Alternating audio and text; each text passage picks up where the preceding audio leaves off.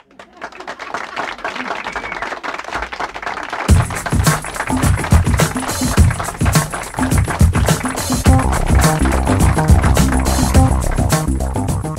afternoon, and welcome to Making the Case with Dr. Akande.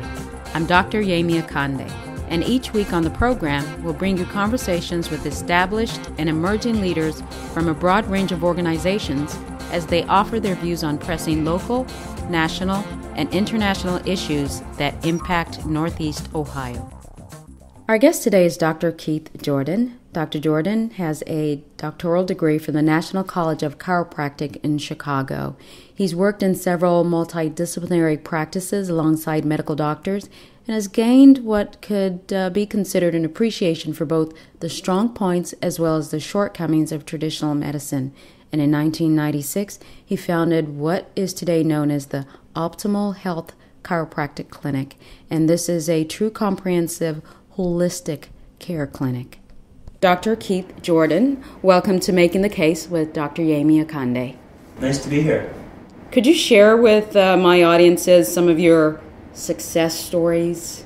The philosophy that I practice within is not based on any specific religious belief system, but I do definitely give credit to the healing to God and not to myself. I believe I'm a conduit and I help people. I'm a teacher. And I help people come to realizations and knowings that are going to help make their lives better. I use the philosophy of getting out of your own way, that if we get out of our own way and we allow things to show themselves in a space of truth, they will. Healings, simple example, I just had a patient today who was diagnosed with an inoperable pituitary tumor. We worked on that tumor. Helped her do healing with it. She came in after an MRI. Her doctor said he doesn't know how to explain it. It's a miracle. The tumor is 45% smaller and seems to be shrinking and going away. That's just one example. Chronic back pain, headaches, asthma, depression, bipolar. Really, the successes are wide and many, which just validates that if someone is ready to heal and they're open to heal, then anything that's meant to be healed can be healed. Now, you said you're a conduit in this overall holistic healing process. Conduit, and this is just for clarification purposes, would you say then you are perhaps at a certain level intuitive? I would say that would be a very accurate statement. I am definitely in a space of well-developed intuitive gift. I believe it's a gift we all have, but I would say mine is, I came into this lifetime with it well developed and have dedicated my life to it and to what it can help people achieve and heal from. Now, on the flip side, we've talked about successes. How about challenges that you faced in your day-to-day interactions with many of your clients?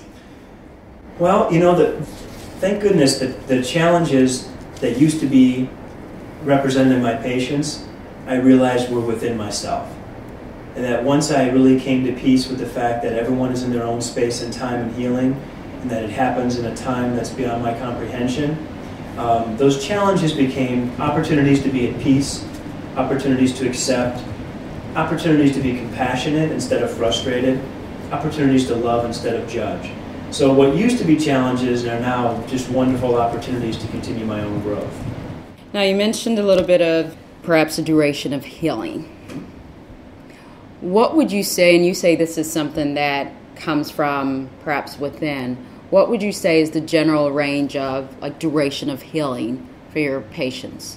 I would say that at a risk of sounding cliche, it's really dependent upon the person, the condition, and most importantly, their ability to accept and change.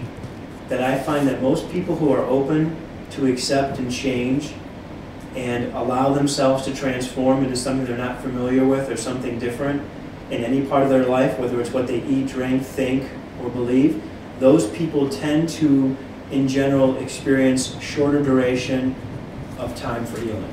Those people who tend to be heavily entrenched in belief systems, heavily entrenched in what they believe to be right or wrong, and are not open to other possibilities, those people tend to have longer healing times because the density of their field is much slower to move and slower to change. So would you say that to a certain extent might be psychological? I would hesitate to put it into any one category. I would say it really would have to be grouped in just the general space that someone lives their life in, how they view their life, and I would tie it more to the belief systems, not just psychological behavior, but the belief systems they have about what makes it what it is, and what they give power to, and what they let control their life. When you say what people give power to, it sounds a little bit in the abstract. So can you elaborate or clarify? If a person believes that everything is what it is because they're doing it, then they give power to themselves to make things happen or not happen. And if they happen, they take a level of credit for that. And if they don't happen, they take a level of blame. That would be someone who is giving a lot of power to their own self in what's happening. The way I personally live my life is quite on the other scale. I consider myself to be more an observer of life, more of a witness. I give power to, and again, this is different for everybody, I give power to God for the creation and for much of what happens. I give myself power to decide how I'm going to choose to react or be in the midst of that situation.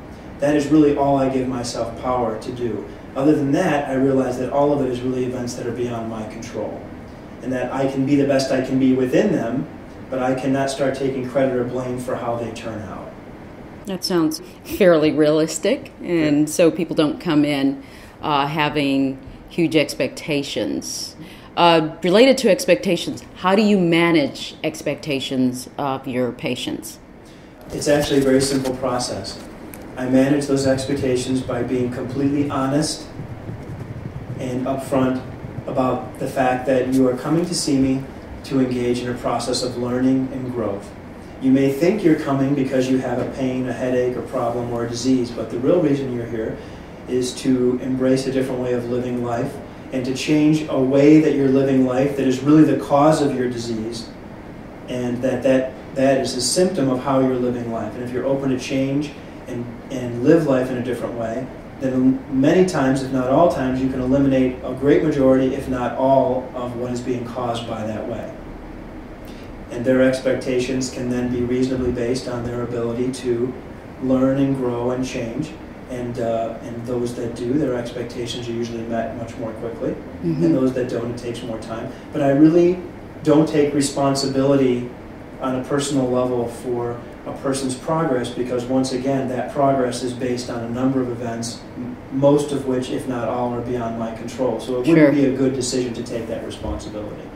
Have you ever encountered patients that maybe after a few sessions with you, they just walk away and you knowing that the work is not complete? I have had an experience more than once, which I do not take personally. Some people come in to see me once and they just never come back. Is that just by pure happenstance, or? I think some people come in and they come in not really knowing or really understanding, as we go into many moments of life, what it's about. And once they meet me and they sense my honesty and truth of how that I am and what I do, right.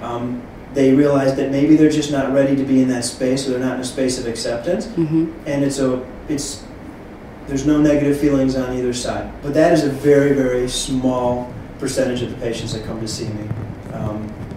Most people wait quite a long time to see me, and when they come in, they've heard from people who I am, and they're ready to have that experience. So for the most part, people who come to see me are committed to that path in one way or another, or ready to begin it. Do you find that there's a generational difference between, say, baby boomers or aging baby boomers, Generation X or Generation Y in terms of some of your clients?